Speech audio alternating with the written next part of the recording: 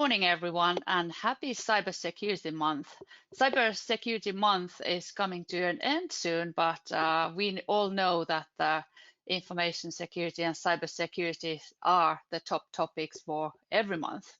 We're going to talk about the ransomware today. As we all know, it's one of the biggest threats for the companies and organizations at the moment. And if you have read any news lately, it's quite obvious that there is something going on all the time. We have had also issues here in Nordics, for example, Coop in Sweden and also Tietoevry here in Finland. And today we have a pleasure to have Jelle Wieringa from KnowBe4 joining us. And Jelle is a security advocate for KnowBe4. And he will be going through the ransomware related topics today. He's gonna give some good statistic for us, then explain a little bit how and why the ransomware is such a big case currently. And then he's gonna talk about the impacts of the different cases and go through the little bit of business sides from both ends, what means example ransomware as a service. But before we get started, I would like to share some good news about the ransomware related topic. So something happening behind the scenes and there is a global interest to work together to get these criminals who are doing these activities, get them in jail. So for example, the good news are that US invited 30 countries to the meeting, and they are planning to host these meetings also in the future. And this is one of the first efforts to kind of global efforts to combat the cybercrime together, and especially the ransomware cases. And also good news are coming from UK. The finance sector in UK has a cyber collaboration center, and they also want to improve the resilience of the UK's finance sector especially. And the group example includes financial authorities, and then of course the finance companies, National Crimes Agency, and then UK Finance, and of course the UK's National Cybersecurity Centre. So a lot of things going on around these topics. But hey, before I give microphone to Jelle, just to remind you that you can ask questions already during the webinar. There is a chat and question part. You can, if you send them visible to all, or of course you can only send the questions to organizers. So we're going to answer those questions then at the end of the webinar. And also this webinar will be recorded. So you can, if you want to get back to this or maybe recommend to your colleague, you can then send the link to the recording. But hey, Jelle, welcome, and please go ahead with your presentation. Well, good morning, everyone, and thank you, Anu. So hang on, I'll share my screen because that way you can see. There we go. Now, if everything is okay, you can see my screen here. Anu, can you confirm that you can see the screen? Yes, working perfectly. There we go. Thank you very much. Now, my name is Jelle Wieringa, as I'll dive into in a second, and welcome to this ransomware one-on-one talk. I'll keep it as clean and easy as possible because it's early morning. I only had one coffee. The other one is right here. If you have one, enjoy. And I'm still getting over a jet lag from my last week's trip. But we're going to talk ransomware today. Now, before we start up, just to give you a heads up about the quality of this whole talk, we'll do this. How did the hackers get away from the police? Well, they ransomware. That's about as much as you get out of me today. It's just a little funny joke to start off with. My name is Jelle. I have a horrible last name. It's pronounced Wieringa. I'm a security awareness advocate at KnowBe4, and I've been doing this for well over 20 years by now. So, and in those 2 decades, I've been working for a lot of different resellers. I've worked for normal companies where I sat across the table from vendors. I've worked for vendors, but always in the IT and cybersecurity space. So I've been doing this for a while. And I've actually joined KnowBe4 for the simple reason that where most people in cybersecurity focus on the technology side of things, they actually leave a whole big gap when it comes to the human side. And as you may already know, most successful cyber attacks don't attack your firewall or your technology. They attack the human. It's the most vulnerable link out there. So I work for KnowBe4, which is a US-based company. We're based in Florida, nice, this sunshine state. We're specifically based in Florida because, hey, there we can actually get employees rather than Silicon Valley, where everybody already has a job. So we provide the world's largest security awareness training and automated phishing platform. Now, very simply put, what we do is we help organizations to manage the ongoing problem of social engineering. And the key word here is ongoing. Social engineering will never go away, not as long as we're humans and we have emotions. Because what social engineering basically is it's a way for cyber criminals and malicious actors to manipulate us. It's an act to exploit our weaknesses, our human weaknesses, to gain access to either personal information or protected systems. So what they do is they target our emotions, they target our biases, basically the way we think. And they try to manipulate it into us doing something for them, either clicking a link or giving away some information, for instance. And they're very successful. Between 70 to 90% of all successful cyber attacks start with that vulnerable human. Now, today we're going to talk about something different than just social engineering. We're going to talk about ransomware. And it's very, very entwined with social engineering, because most ransomware gets into a company through a phishing email or through a smishing text where somebody answers something on their mobile, because mobile definitely nowadays is a platform they attack. But just to be on the same page with everyone, I usually talk about ransomware as a form of malware, so computer virus, that employs encryption to hold a victim's information at ransom. And information can be on any digital device. Think about your phone, or think about your computer or your servers, your networks. They can encrypt this and make sure you can't access it again. So that's ransomware in our case. That's what we're talking about here. Now, if we look at ransomware, it's always good to think about the landscape. How much ransomware is there? How does it work? We'll start off with some stats. So it's big business. It's about the biggest business that's out there for cyber criminals. When you look at the damage side of things, there's only one side of cybercrime that's bigger when you look at how wealthy the cyber criminals get out of it, and that's business email compromise. They make more money out of it. But if you look at the damage side it does to victims, to organizations, ransomware definitely is number one. So it's a big business, as I already said. There's about 1.5 trillion US dollars generated globally a year. Trillion.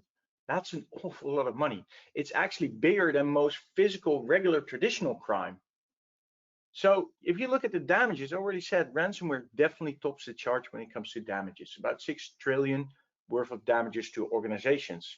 And the damages are not only in the money they have to pay, the ransom they have to pay, because actually most damages come forth from the downtime companies experience, or the loss of reputation they have, or the experience they get from re-upping their networks, making sure they can actually work again. That's where all the damages are. The ransomware in itself, the ransomware asks you for money. That money part is not that much compared to the damage your organization will feel. There are organizations out there that have been hit by ransomware that are down for weeks, or where parts of the network can go up and other parts are still down. They can continue to work, but not in a normal way. Hospitals that have to rely on paper notes to write prescriptions to their patients.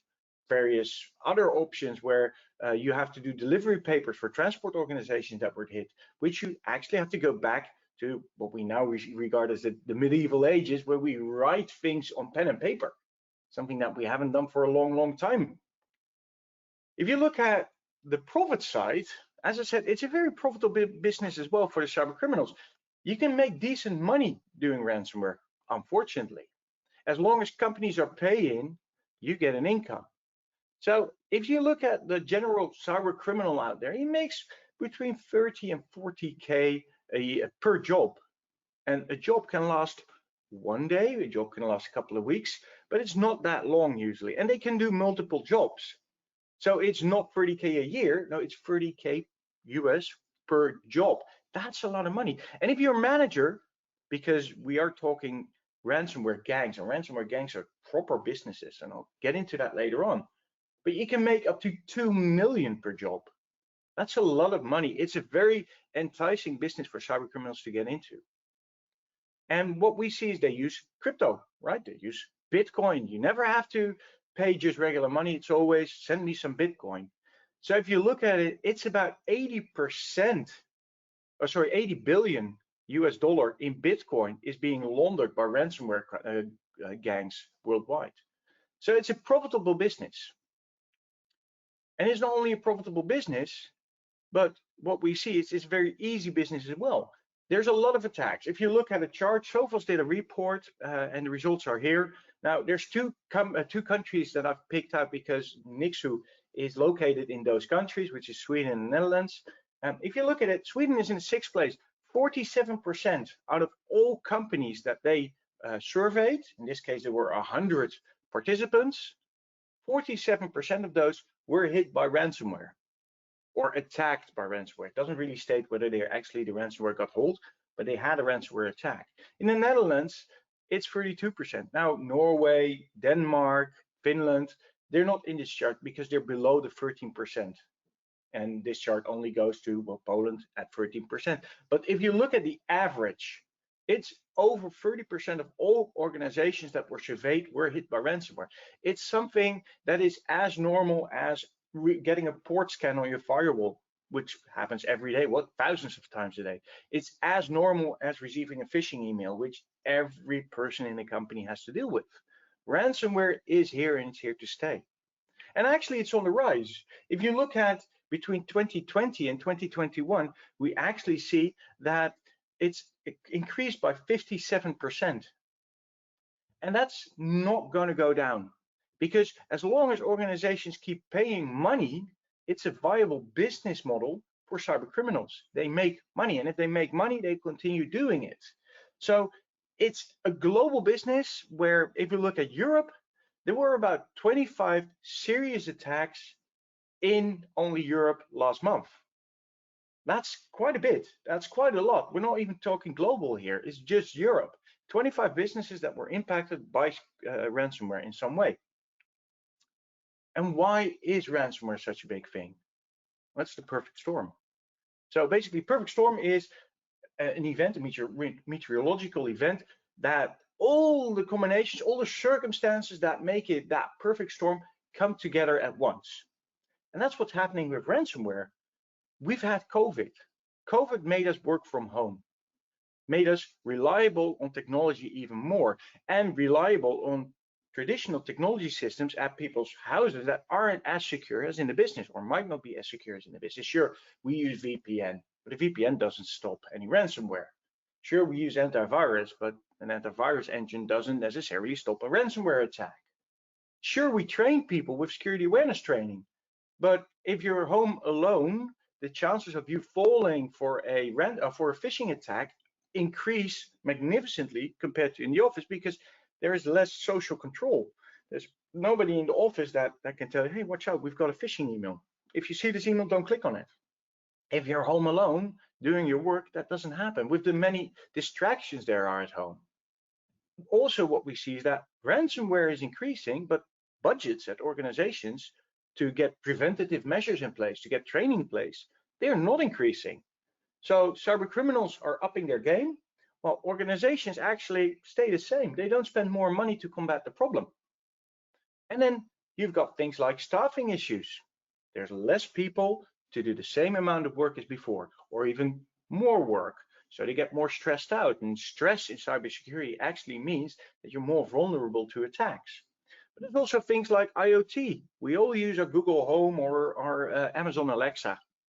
Those things are proper IoT devices, and they're vulnerable to ransomware attacks. They're attack vectors that cyber criminals can leverage. And we also see, and that might be an issue for most companies over here, a couple of years ago when ransomware really started, organizations were going into cyber insurance. They were insuring their organization against the damages that a ransomware attack could do. Now, ransomware actually is a growing problem, as I already stated. So what you see is that those insurance companies figured out, hey, we're not making enough money versus the risk we run of one of our clients being affected.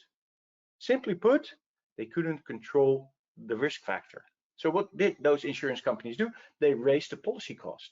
So it's more expensive to now insure yourself against ransomware. And once you get hit with ransomware, what happens is the payout is less. There's more stringent rules. So it's less enticing for organizations to insure. All of those things are happening in a scene where you see that ransomware, the technology behind ransomware is actually growing. It's become more sophisticated. It's evolved. And this evolution needs to be countered by an evolving defense. But that's a problem with most organizations, because when you look at technology expenditure, they buy a preventative measure once, they buy a firewall, they buy an IDS, they buy a new antivirus, and think they're safe for the coming years. While that software or that hardware doesn't really evolve that much, the attack vector does. The ransomware does evolve very rapidly. That's an issue. And that's why, because all of these little items, we now see a perfect storm, a perfect ecosystem where ransomware can thrive. And that's an issue. Now, there have been some real victims lately. You can only open the media and you'll see hundreds of examples of ransomware attacks. And mind you, that's only the attacks where those organizations come forth into the media and actually tell the media they've been attacked. I am fairly certain that there's many, many more victims that we never hear about. But some good examples of that is, well, we've got Colonial Pipeline, one from the home state of where KnowBe4 is at, Florida. Colonial Pipeline is an oil and gas company, and they were hit by ransomware. Actually, an organization called DarkSide attacked them and asked for $4.4 million in ransom. Now, 4.4 million was very cleverly devised. Why 4.4 million? Because it's a billion-dollar company. So the ransomware gang thought, hey, 4.4, that's a simple amount of money to pay. It's good enough for us to make a profit, and it's easy enough for Colonial Pipeline to just shelve out. They've got more money in the bank, so hey, they won't care. Well, that's what happened. Colonial Pipeline was down. Gas prices in America actually went up. There was a shortage of gas because Colonial Pipeline is the biggest gas and oil supplier in Florida, and they couldn't deliver. Their network was down. So they paid the 4.4 million. What's special about this case is that the US law enforcement and the FBI were actually able to track most of that money. Even though it was paid in Bitcoin, that doesn't mean it's untrackable. So they were able to get most of that money back. Still, they didn't find the hackers yet, so the cyber criminals are still out there. Another example is Acer.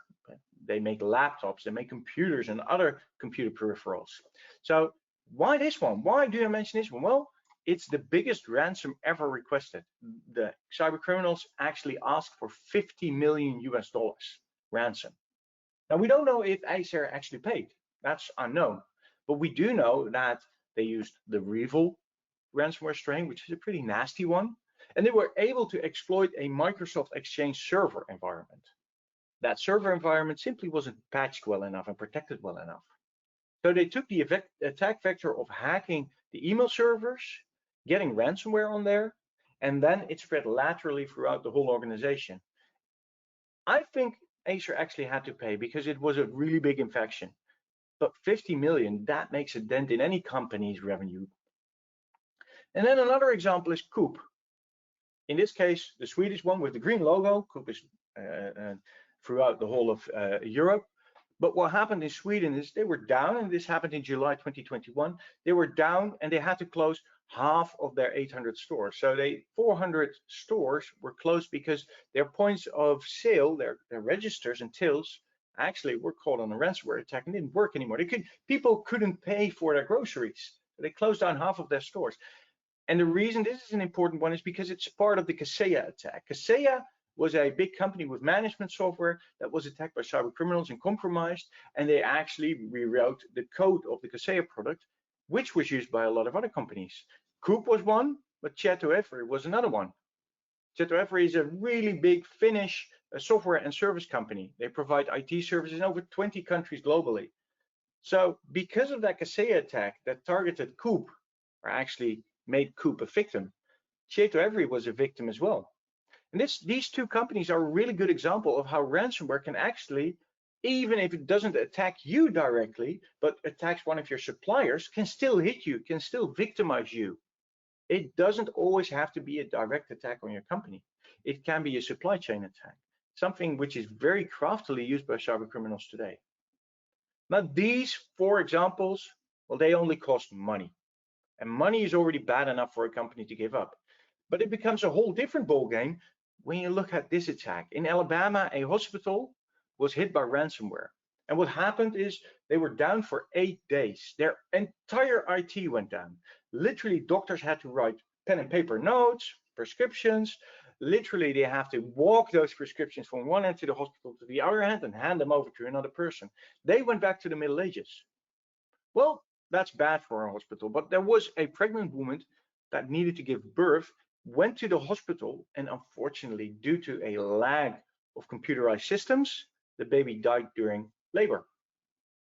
That's a problem because now, and especially in the US, the parents decided to sue the company, sue the hospital, because they never ever told that those parents or soon to be parents that the IT was down. They didn't mention a cyber attack at all. So those people, that woman and guy, went into the hospital thinking we're going to deliver a healthy baby, and unfortunately the baby died. This is the first recorded death due to ransomware. There was another example in Germany last year, but that wasn't really due to ransomware. That patient was already in critical condition, and it just coincidentally almost that patient died during the ransomware attack. In this case, in the Alabama case, it really is due to ransomware. So now that cyber criminals know they've got leverage over human lives, because that's in effect what they have, ransomware got even more dangerous. So how does the ecosystem work? Because ransomware is big business and it's a thriving business. They actually have ideal victims. So if you're based in the US, if you have more than 100 million US in revenue, if you're not in education or healthcare or government or a non-profit organization, basically if you're a commercial organization, and if you use legacy IT systems, if you use remote desktop protocol, or you use legacy VPN systems, or products that have been compromised before, Citrix, Palo Alto, VMware, Kaseya, Fortinet, Cisco, they've all been compromised before. And if you actually are willing to pay up more than $100 US, 100,000 US dollars, then you're the perfect victim. Now, if you don't weigh up to this ideal victim, don't worry, they'll target you too. Anywhere they can get money. This is just the average of what the victim looks like. And they're targeted by ransomware groups. And I deliberately chose a pirate scene for this slide because they're pirate gangs. They really don't care about the people they are attacking. They tell you they will, but they definitely don't. They've got groups with names like Lockbit. They've got Hello Kitty. They've got Avos Locker. So Hello Kitty started in 2020 and focuses mainly on Windows systems. They're specialized. They also do VMware, by the way. If you're a large enterprise and you use VMware ESXi to basically as a hypervisor to virtualize your environment, they'll attack you. They demanded over 10 million by now, and they received a little under 2 million. They're quite successful. It's good business. Remember, they only started a year ago, and they already made a profit of 1.48 million. You've got Avos Locker, which is really recent. They started in June of this year. They're very active on the dark web. They understand marketing and PR very well. They promote their attacks. They look for people to join their organization. And the beauty of it is, if you get attacked by a Avos Locker ransomware, they'll actually send you an email and offer to help you out, to help get your systems back up and going. So not only do you pay and you get the decryptor to uncrypt your network, no, they'll help you get up and running again. Some sort of service provider nowadays. But they also use a lot of extortion, and they focus on large file encryption. So it's not uncommon for them to literally extort you as a person and tell you, if you don't pay, we also release stuff about your personal life, photos, videos, whatever they have. And then Lockpick, that's the oldest one on this list. It's 3 years old. They're all fairly young companies, but they've already had 52 publicized victims. They actually keep a website, a leak log, which you can go and look for online, where they just list all the organizations they successfully attacked. They list whether or not they paid their ransom. They list how much it was, etc. It's really strong. Actually, before 3 years ago, when they changed their name to Lockbit, they were known as the ABCD Ransomware Group. So they've existed for a long time already. But it's not only commercial groups like these that are out for money. A lot of ransomware groups nowadays are sponsored by nation states, countries, governments. For instance, did you know that China has over 180,000 cyber operatives? 180 with 3 zeros, 180,000. That's a lot, that's a big cyber army. But what happens as well is that these nation states fund malicious groups, fund cyber criminal groups to do attacks for them on other nations. Syria, for instance, sponsors the Syrian Electronic Army, SIA. Iran sponsors the Tar Ashinat and the Ajax security team, two really malicious groups. Eastern Europe does it. They sponsor Dragonfly and Energetic Bear. Yes, Energetic Bear really is a name for a group like that. But even the US does it. They've got the Tailored Access group they sponsor, and they leverage that group to do cyber attacks against other countries without them directly linking them to the US. Well, everybody knows they sponsor this group now, but still it's not a direct link, so diplomacy works and it won't be warfare, but they use it to attack. Russia has the same thing, APT28. That's their group, use it a lot. China actually have multiple groups, from hidden links to a comment crew to Putter Panda, that's the name. North Korea has Bureau 121. Basically, every country in existence has a group they fund, for the simple reason that they can't do those attacks themselves directly, but they can do it through a first-person group. Nation states are big proprietors of ransomware. And they use strains because, well, ransomware, there's not one version of ransomware. There's all different types of ransomware out there. There's things like CryptoLocker, NotPetya, Locky, we've got Ryuk, and there's actually over 100 different strains known today. That's how many different versions of ransomware there are. And they all do something slightly different. Although, if you look at Locky, for instance, Locky had a technology, well, they weren't able to go as quickly as other parties. So they actually stole code from other ransomware, stole software code from other ransomware types and implemented it in their software as well. So there's a big rivalry going on in this world as well. Depending on the type of ransomware that hits your organization, you need different types of remediation. Sometimes they just steal software, sometimes they do other things. But they all ask you to pay in crypto, mostly Bitcoin. Why? Well, cryptocurrency, it wants to be a decentralized, secure, and an anonymous payment method. It's not anonymous anymore. There are ways to track, especially Bitcoin, which is one of the biggest cryptos out there. But it's still secure and decentralized. So it's really hard, even though you know who's got the money, to actually get to the money or get to the cyber criminals. Bitcoin is, for them, the perfect way to pay them. Also, what you see is there's a lot of crypto exchanges out there where they can fairly easily trade money. It's not that they have to go to one place to trade their Bitcoin into US dollars. No, they've got plenty of places to go. So it's harder for the governments to track them. About 10 to 20% of all Bitcoin in existence is held, that's the estimate, is held by cyber criminal gangs. That's a lot of money. So I talked about them being businesses, right? And that's it. They're businesses in their own rights. They've got CEOs, they've got CTOs, whole C-level suites. They work with incentives. They have partner and affiliate programs. So they're actually commercial in nature. They pay wages. They pay sick leave. They've got PTO, personal time off. If their guys wants to take a holiday, they can. And they focus on specific parts of verticals. So for instance, you've got a company that focuses on healthcare. You've got one that focuses on oil and gas. You've got one that focuses on large enterprise. They're extremely professional in what they do. Whole networks of sometimes hundreds of people that work for them. They actually have recruitment programs. If you go on the dark web, and these are actually, I blurred them out a bit so you don't see everything, but these are actually recruitment messages on dark forums where they actually ask you, look, do you want to make a lot of money? And do you understand a bit about IT? Come work for us. And if you don't understand IT, no problem. We'll train you. They need people too. And with the scarcity in IT stuff, it's hitting them as well. The thing they can do is pay a lot of money. Remember, you make about 30K per job. That's a lot of money. But they also have affiliate programs where they go and build a channel, where they build channel partners that use their software to attack other companies. It's like a pyramid scheme.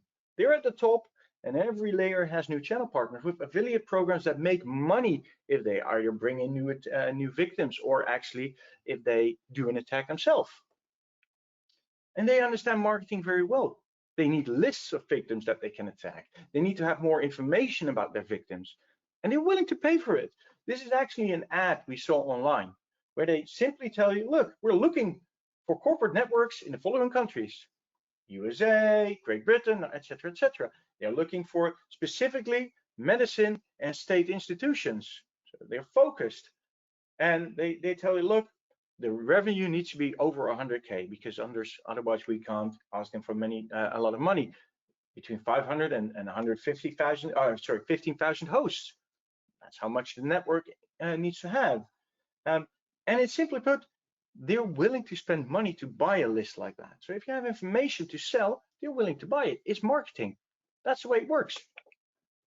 And they're not shy of PR as well. They publish who they attack. I already mentioned the Revel Gang. They publish leak lists. That's a website. You can just go to the website for Babik. You can actually look it up online. I hashed out the URL, but if you know how it works, you'll find them. And you can look at all the companies they attack. They've got lists of PR pages.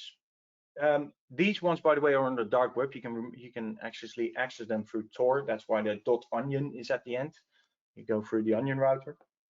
But these lists are publicized online. It is sort of their wall of fame. It's the way this works. Now we've reached a new level of marketing here. If you look at this website, this is actually a proper CNS, is a proper UK-based cybersecurity company. Really good guys. Now, if I just look at the website, if I show you this website, it's very similar. This is for a company called Bastion Secure. Again, I'll put them next to each other. They are very similar. Now, the one thing is CNS is a proper cybersecurity cybersecurity company, whereas Bastion Secure is an organization that's being founded by a cybercriminal entity that is hiring security professionals that don't know they're working for cybercriminals, and they're helping and leveraging their expertise in technology to actually build ransomware attacks. But it's a proper company. Bastion Secure, you can look it up online. The website is still online out there, but it's actually founded by Cybercriminal Groups. So if you ever run across them, don't do business with them. I would strongly advise you against it. But they actually ripped the website for CNS, just built a new website, some new coloring, and they're done. Most of the text that are on the website are similar to the one for CNS. That's the new level of low they're going after. And even though most companies go low, they actually have honor among themselves. They have a common for all list. It's sort of a blacklist where they state, we will not attack healthcare, we will not attack education, and we will not attack non-profit. Well, most of them don't. If you look at healthcare, about 47% of all cybercriminal gangs out there don't attack healthcare. 37% don't attack government, and 26% no non-profits. Mind you, if you're a commercial organization, it's a free-for-all. They'll attack you anytime, whenever they can, without what means they have. Because if you have money, they don't have the moral compass not to attack you. Now, to be fair, this list is, well, it's just a list. Because if they can make money, they will still target healthcare organizations. Think about the hospital in Alabama, still targeted by a group actually that officially stated online, we will not attack healthcare organizations, but the money is too enticing for them. So how does ransomware actually work? How does it look like? Well, if you look at the evolution of ransomware, you'll see it started really simple. It broke into your network. It tried to grab some network passwords out there and see if it could do lateral movement across different servers or north to south movement from your data center to another location, for instance, and it encrypted one or more devices. It was fairly harmless. It was fairly easy because what you just did, you had a backup of those systems, you deleted the ransomware ransomware machines, and you just put back the backup and you were up and running again. It wasn't really sophisticated. It worked well. And they just said, look, give me some money. And actually, it was literally $100. I've seen ransomware cases in the beginning, $48 US. That's totally different now, where they ask millions of dollars, but $48, and you get the decryptor key, and you can decrypt the network again or decrypt your machine. Well, that was then, and it's evolved. It's become more malicious. What they focused on then was, hey, hang on, once we're in that network already, we can encrypt the machine, but we can also steal data. We can steal intellectual property data or customer lists or sales lists. We can steal credentials because there's more than once. There's files on networks where there's whole lists of username passwords. Yes, people unfortunately still do that. And you can actually use that information to threaten the employees or the customers of that ransomware attack. So you can make it go bigger. You can get a bigger effect. You can use it to spearfish people. So if they don't pay, we'll just put it up on the website. Public shaming, that happens. So a backup, yes, you could still decrypt your network station or put the backup back and you could work, but the data was gone, exfiltrated. Now that even evolved. That wasn't enough yet. So what it looks like today is they have professional teams that survey your entire organization. They go as far as getting an insider, make sure that your organization hires somebody from their criminal network that has inside access and could do some scouting and surveying. Then they know beforehand how much money your organization makes. They figured it out. They look it up. So they know that they can target your organization and ask for specific sums of money, usually between 2 and 4% of your actual yearly revenue. And they know that amount doesn't hurt you enough. So you'll probably pay, but if you pay, they can attack you again because they know you've got the money. They actually look at what are the crown jewels for your organization and going after those, because sure, they can encrypt somebody's workstation. Who cares? But if they encrypt an Exchange server, a central server in a network, or a customer server, customer portal, that's where it hurts. And they still exfiltrate all the data.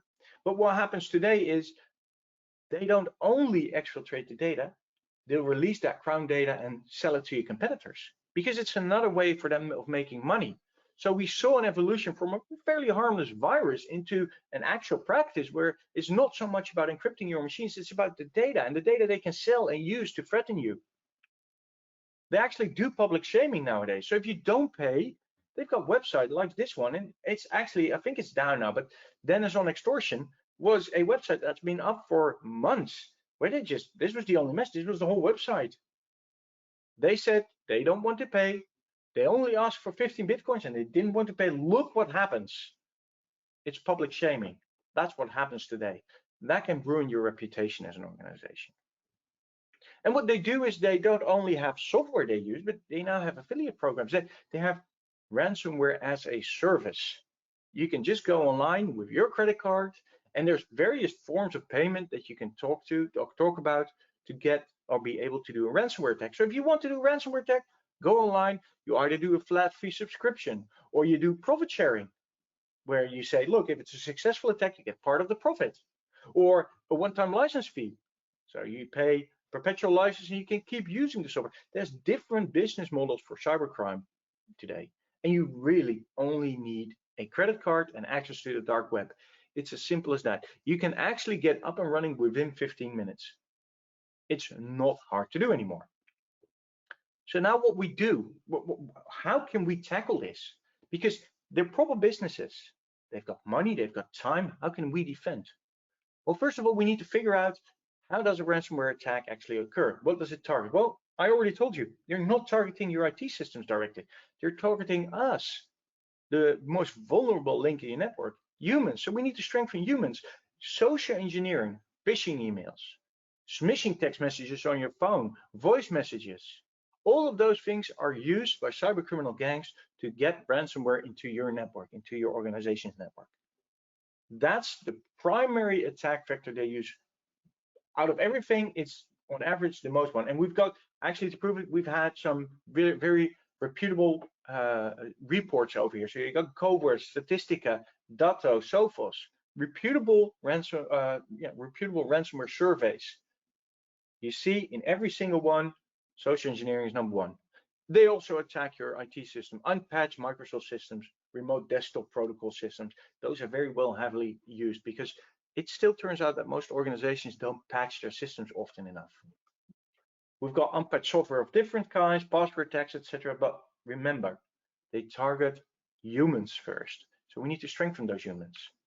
Now there's some recommendations out of it. First of all, you will be hit. It's an illusion to think you will not be hit. Doesn't mean the ransomware has to be successful, but they will try. So you need to make sure that you're prepared. Yes, you still need backups, because if your machines are down, if your point of sales are down, like in the Coop example, you can't operate, you can't sell. So you need to be able to get up and running as quickly as possible, and backups still work. And don't do one backup, do multiple backups of the same system. Test those backups, because it's really crappy if you think you have a backup, but if it doesn't work. A lot of organizations forget that part. You also need a layered approach, a layered protection, meaning, yes, you need technology. Yes, you need email gateways. Yes, you need anti-ransomware software, but you also need to train your people. It's a layered approach between people, processes, and technology. And you want to combine the human experts you have, or you get from outside companies, with anti-ransomware technology. Don't rely on technology alone. It will not protect you. Those machines, those systems need active monitoring, active management. It's a day job nowadays. Get a security operations specialist, either get a MSSP that does it for you, or do it yourself, depending on the size and amount of money you have for this. But make sure you look at it, because again, you will be targeted. And then there's one, and I put a little asterisk behind, don't pay the ransom. The official statement for most governments is do not pay ransom. And I agree. You don't want to pay ransom, because the minute you start paying ransom, they'll attack you again, because they know you'll pay. They know your business is too heavily reliant on technology, so you have to pay. But only pay if you have no other alternative left, if there's no other options. Because again, if we fuel and fund the cybercriminal business, it will just keep going and going and growing. So only pay if you don't have any other options left. That's my advice.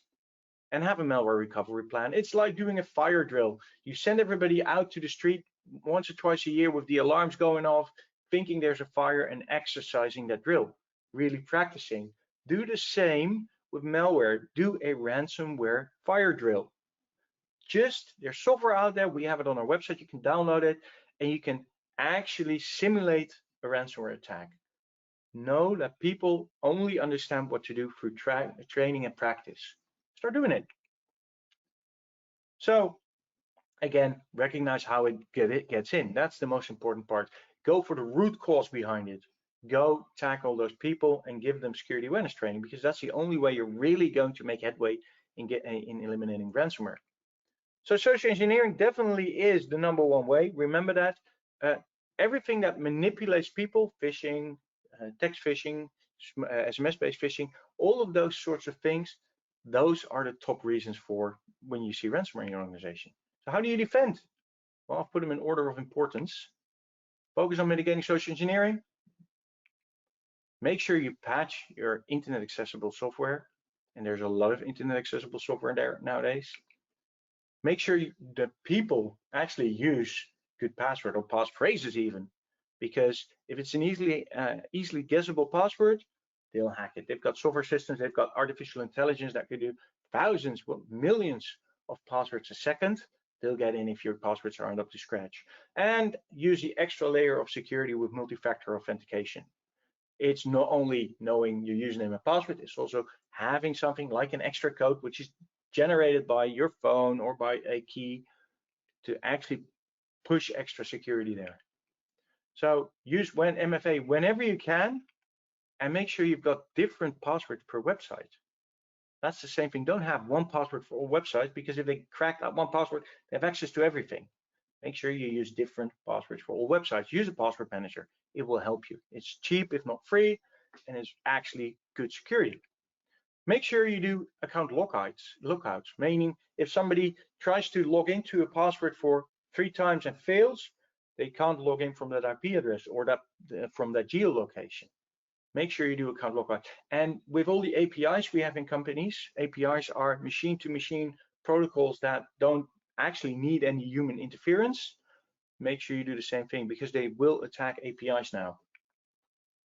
Create awareness about social engineering and ransomware. Make sure people understand what it is. Make sure people look at the video of this recording, or make it look at the recording of this talk. That's what I wanted to say. It's a good way to get people aware. Make sure you teach them how to spot rogue URLs. If they get an email with a link in it, if they hover over that link and look in the bottom of their browser, they see the actual URL wants to go to. Make sure people check this before they click. Think before they click. That's the bottom line. And lastly, least permissive permissions. Make sure people can only use the information and access the systems they're entitled to use, they need to use for their work, not everything else. That's how you keep ransomware to a minimum. So now the last slide, some key takeaways. Again, ransomware is here to stay. You are going to be victimized. It's just a matter of time, so prepare. And backups used to be enough, they're not now. You need to do more. It's not only about encrypting systems, it's about stealing that information. So know what information is, what the value of that information is, and protect it. And make sure that prevent it before it actually happens. Make sure people are trained, and make sure those systems are patched. Those are the key takeaways for this talk. So that's it from me for now. Questions? Hey, now it's good time for the questions. So far we have none.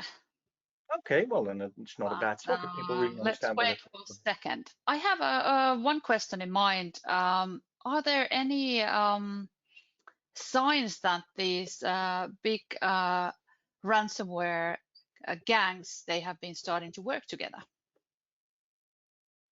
Well, there's big competition in ransomware land. So it's although cyber criminal organizations actually want the money for themselves, so they're not willing to share. But as already mentioned, they do rip each other off when it comes to code. If one ransomware strain has a really cool feature and the other one don't, they simply copy it. So you see an evolution in the technology side a lot. I don't think they're really working together, although I don't want to be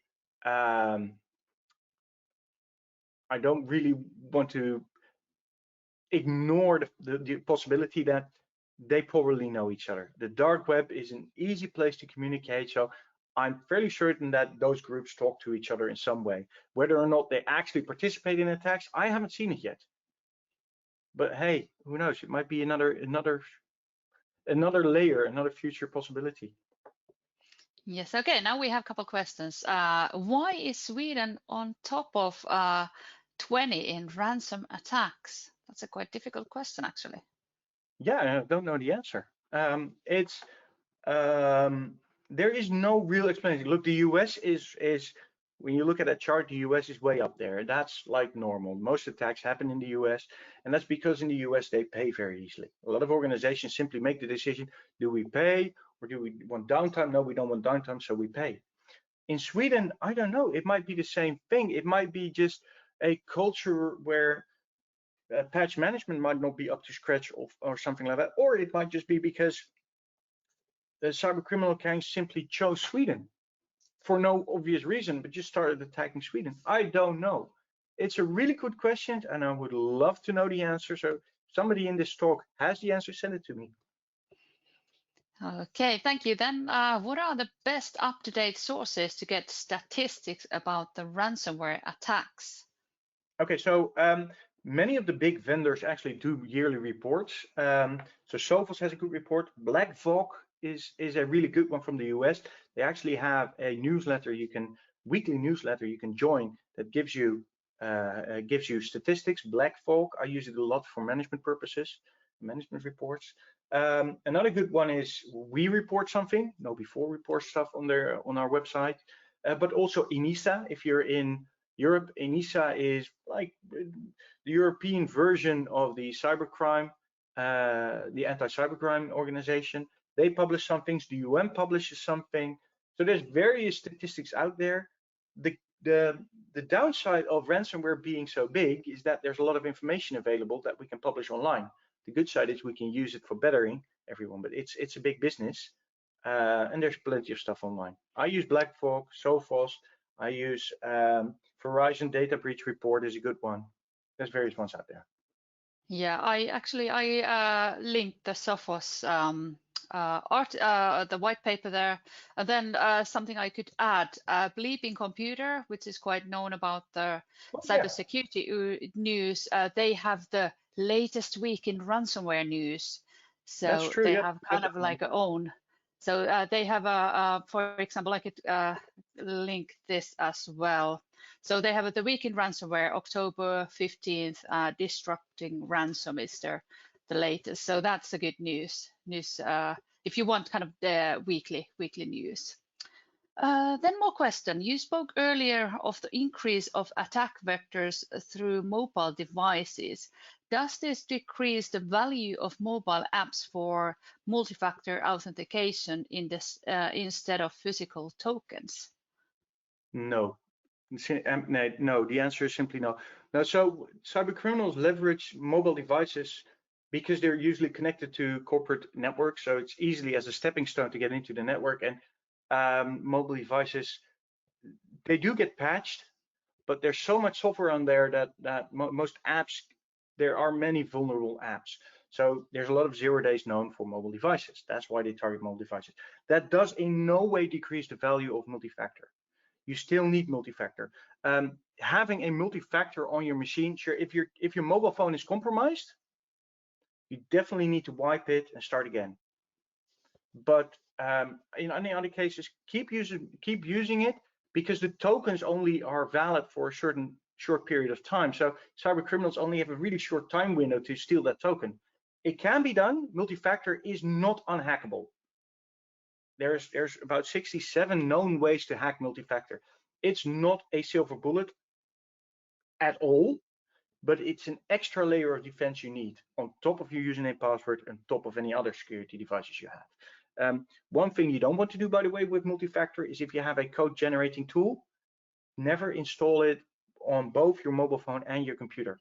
One of the two, because otherwise you're very vulnerable and your computer gets hacked way more easily than your mobile phone. Okay, thank you. Then a couple more. Since there are a lot of competition in ransomware gangs, have you heard that any gangs got attacked by another gang? No, I haven't heard about it, and I doubt they'll go go publicly on record stating that, because they have their reputations to uphold as well. But it's very likely. Why not? It happens in the rest of cybercrime. So yeah, it's probably that they have to do that as well. The thing you have to remember is they have lots and lots of money. So they usually have really good technology at their disposal. I know ransomware gangs or cyber criminal gangs that are looking into using artificial intelligence to bolster their attacks. And that's something you can only do if you have proper money, because data scientists are expensive and the technology behind it is expensive to get. So again, really good question. And I think the answer should be yes, but I don't have any evidence.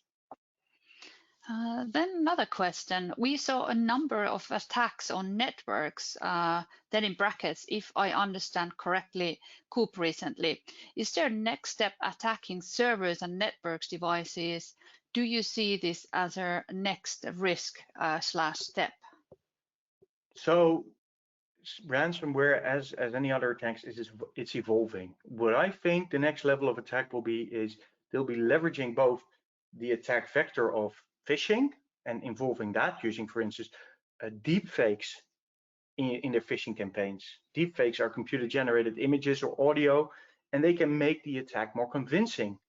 So they'll probably start leveraging that, but they'll also be leveraging AI to do a better survey and scouting on companies, because an AI can scout the web very easily and get all the information about your organization really quickly, make analysis, do things like outlier detection, look at what you're good at, what you're not as good at. All of those things, there's bunches of information out there on organizations. Using AI, that's the next step for cyber criminal gangs as well. So that's where we need to look at. The attacks will become more sophisticated, definitely. Okay, then there's one more. What is the best place where you can study all this stuff? I am a student, a junior in this field. Where can I go and study, and what certificates I need to have so that I can work in this field? Do you want to get started? Yeah, well, maybe you can add to what I'm going to tell, but the way to get into this field, first of all, ransomware is not a field in itself. So cybercrime and cybersecurity, from our perspective, is the field you want to get into. There's definitely some good certificates out there. Think about CISA, CISM, CISSP, basically all of the ISC squared, ISC and then little 2. Certifications are good. There's plenty of schools that give some type of certification and training. But personally, I get the most information from YouTube, forums that I do, some really good podcasts out there. Before this talk, we were mentioning James Acer, who has a talk, Acer as an A-Z-A-R, definitely worth looking at. He does daily podcasts. And otherwise, vendors, just look at what we as vendors offer. We have free training on our website. Cisco has training, Microsoft has training. Leverage that, and then just apply. Apply for a job at a decent cybersecurity company and have them train you on the job. Exactly, and yeah, now I know the person who asked this question also mentioned that she is living in Finland. So I can tell you that there is several universities here in Finland. There is two in Jyväskylä. Then we have Kotka, a couple in here in Helsinki, that they organize courses around cybersecurity. And of course, I think you are already in right place that you're trying to learn through the webinars. There's a lot of free webinars around. Then Jelle mentioned also the all the vendors, and example, there is a you go online and start browsing, you can find a lot of useful materials. And then of course, don't forget the network. I would suggest that you get yourself into the HealthSec community. So they organize events all over the Finland, and I believe next one will be 18th of November. So that could be a place to be. And I wouldn't worry about the certification. You can easily work without certification. Some of them also have quite high requirements that you need to actually work 5 years in the industry before you can even do it. So don't worry about that. If you're interested, also start looking for junior positions. For example, Nixu has every now and then trainee positions. We just got started with the academic work recently and got nine employees who started with us just 2 weeks ago. So there is a path for you, I'm sure. If you want talk about this more, just feel free to send me an email. I have I can't remember where is it, but someone did also presentation about all places where you can study cybersecurity in Finland, so I can dig that up for you and send the link later on. But this is I have a passion for this, getting new people in the industry. So we really need all people we can have in this industry. There's more work to do. Hey, one more question before it's getting 11. So I have been trying to find a good password manager. Is there any recommendation for one? And how about their security, cloud-based or local database? Sure. I actually do an hour-long talk about passwords, etc. But the short gist of it is very simple.